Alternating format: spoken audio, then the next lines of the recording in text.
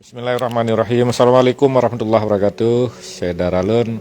Jumpa lagi sama saya Zainal Arifin. Hari ini kita di gedung Sekjen DPR RI ya. Langsung dengan Pak Sekjen DPR RI Pak Indra Iskandar nih. Kebetulan nih Putra Aceh. Kita akan bincang-bincang sejenak, Bang ya. Abaget. Syederalun, penetapan PJ Gubernur bukan peristiwa politik, melainkan peristiwa birokrasi. Hal ini disampaikan Sekretaris Jenderal atau Sekjen Dewan Perwakilan Rakyat Republik Indonesia atau DPR RI, Dr. Indra Iskandar, MSI, dalam wawancara eksklusif Serambi On TV. Indra menegaskan bahwa penetapan pejabat atau PJ Gubernur, termasuk PJ Gubernur Aceh, merupakan kewenangan Presiden Joko Widodo atau Jokowi. Karena itu, menurutnya, penunjukan PJ Gubernur bukanlah sebuah peristiwa politik, melainkan peristiwa birokrasi. Hal tersebut disampaikan Indra yang merupakan putra asli Aceh saat menerima silaturahmi pemimpin redaksi harian Serambi Zainal Arifin M. Nur bersama anggota DPD RI asal Aceh Fadil Rahmi dan Ketua Yayasan Advokasi Rakyat Aceh atau YARA Safarudin di ruang kerjanya di Kompleks Gedung DPR RI, Jakarta Pusat, Selasa 17 Mei 2022. Dalam pertemuan singkat itu, Indra juga menjelaskan proses pengadaan gorden rumah jabatan anggota DPR RI senilai 43,5 miliar rupiah yang usai pertemuan itu diketahui sudah dibatalkan akibat menuai kritikan masyarakat. Berikut petikan wawancara eksklusif Serambi On TV bersama Sekjen DPR RI. Assalamualaikum Pak Indra. Waalaikumsalam, saudara Lun semua di Aceh dimanapun berada. Agak sibuk ya ini lagi ini. Iya. Tapi kabarnya baik lah. Hari ini Abaget.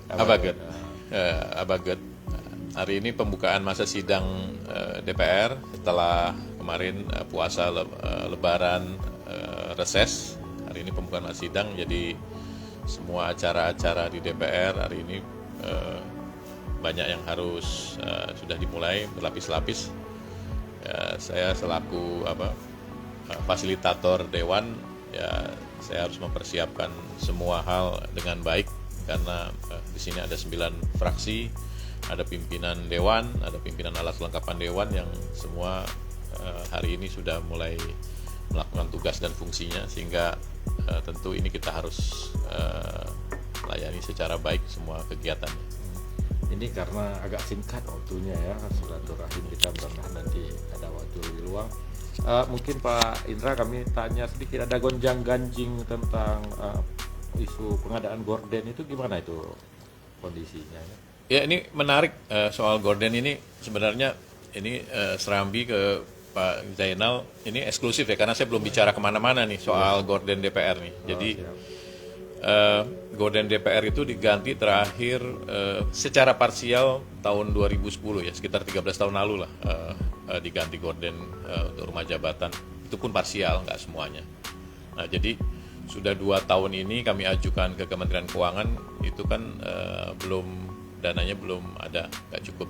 Nah, 2021 ini usulan kami untuk 2022 kemudian dipenuhi, sehingga sebenarnya anggota dewan walaupun sudah 2,5 tahun, baru tahun ke-2,5 inilah kami bisa menyelesaikan renovasi, pengecetan, bocoran, dan fasilitas lain termasuk gorden itu bisa kita penuhi.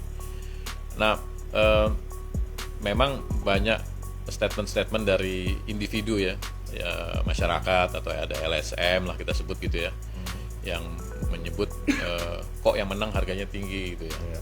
Nah, saya kira kalau saya sampaikan ke beberapa media itu, saya kasih tahu rezim pengadaan barang dan jasa ini menganut sistem profesionalitas ya. Jadi saya jelaskan, yang pertama tuh kalau dilakukan mulai dari perencanaan, konsultan gitu ya, membuat satu prediksi harga, kemudian kita lakukan pelelangan. Nah, peserta lelang itu adalah perusahaan-perusahaan yang memenuhi kriteria yang diisyaratkan oleh konsultan. Nah, jadi kriteria tersebutlah yang menjadi acuan. Nah, setelah dilakukan pelelangan, itu ada 49 perusahaan yang mengklik untuk melihat kegiatan tersebut. Nah, dari 49 tersebut, itu ada 3 perusahaan yang melakukan penawaran. Nah, 3 perusahaan ini itu satu memenuhi syarat administrasi.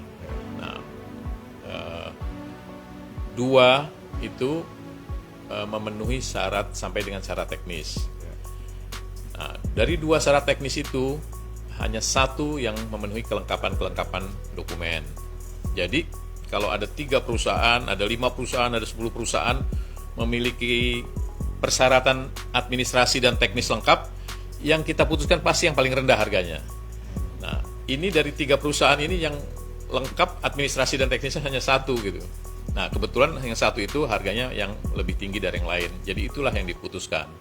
Jadi cara berpikirnya adalah setelah secara administrasi itu memenuhi syarat, lalu kita buka syarat teknisnya.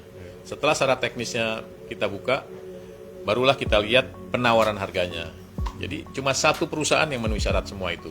Dan itu oleh semua media nggak dicermati gitu ya. Harusnya media-media itu kalau ingin mengetahui aturan main itu, coba cek ke LKPP. Itu seperti apa syarat seperti macam itu gitu ya. Bahkan kalau ada indikasi korupsi, lapor ke KPK, itu lebih keren, itu lebih gagah gitu ya. Ketimbang kemudian karena kita publik kita ini kan senang dengan informasi yang bombastis, yang gaduh gitu. Nah, itulah dimanfaatkan oleh individu atau figur untuk mencari panggung-panggung mengenai informasi semacam ini. Saya kira nggak ada masalah. Ini siang ini kami akan evaluasi bersama BURT. Nanti akan kita putuskan secara politik. Kalau memang ini secara politik memang perlu dipertimbangkan untuk dibatalkan, kita batalkan. Tinggal nanti kita bicara dengan pemenang lelangnya. Mohon maaf, ini ada sebagian masyarakat yang tidak menghendaki, ya kita pertimbangkan. Saya kira nggak ada persoalan kok ini. Mungkin ada yang isu-isu mengaitkan karena ada isu politik di belakangnya ini dimunculkan pada saat ini. Ada Bapak melihat seperti itu? Saya kira enggak ya, karena ini lebih banyak. Jadi gini, yang terjadi di DPR ini selama ini adalah orang-orang tuh banyak berkeliaran calok-calok yang berkeliaran. Jadi selalu kalau ada kegiatan yang perusahaan yang dijagoin oleh calok-calok ini kalah, selalu dibikin informasi yang supaya gaduh, supaya gagal. Itu selalu polanya. Jadi kalau sekarang ini tentu kami berpikir menyangkut akuntabilitas, harus perusahaan-perusahaan yang memenuhi kriteria profesional. Apapun akan kita pertaruhkan. Pokja DPR bekerja sangat profesional. Saya kira nggak ada masalah. Nggak ada kaitan, katanya disebut-sebut ini karena ada Bapak mau dijagokan untuk PJ Gubernur Aceh katanya. Saya kira nggak ada ya, karena ada, ya.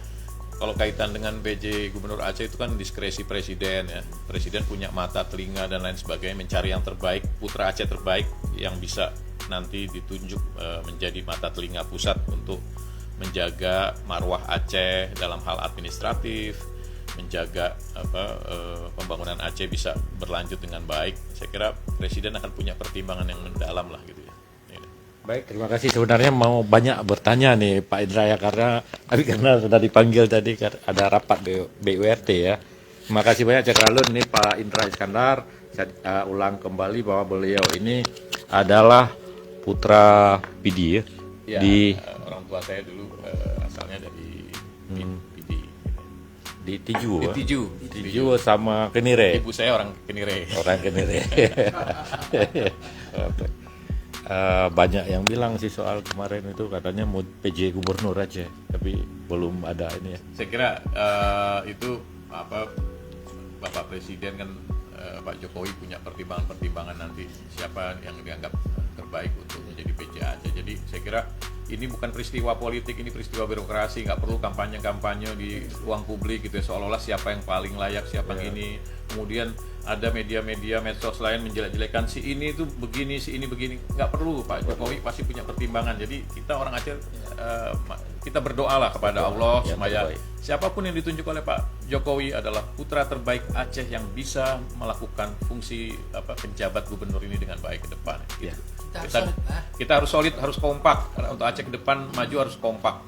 Kita harus solid benar-benar untuk dengan ikhlas bahwa Aceh banyak potensi yang bisa dilakukan kalau kita semua punya persepsi yang sama untuk kemajuan Aceh.